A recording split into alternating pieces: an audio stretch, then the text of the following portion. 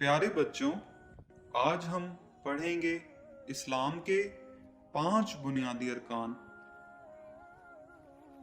توحید، نماز، روزہ، زکوٰۃ اور حج۔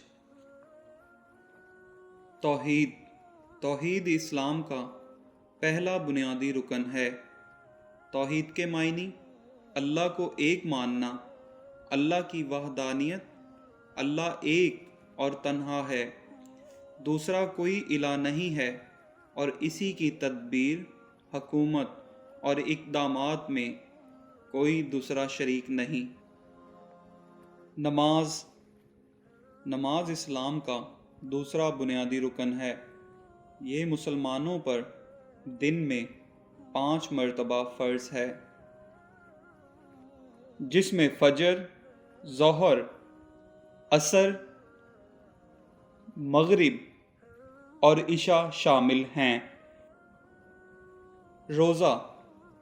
روزہ اسلام کا تیسرا بنیادی رکن ہے۔ یہ مسلمانوں پر سال میں 1 مرتبہ فرض ہے۔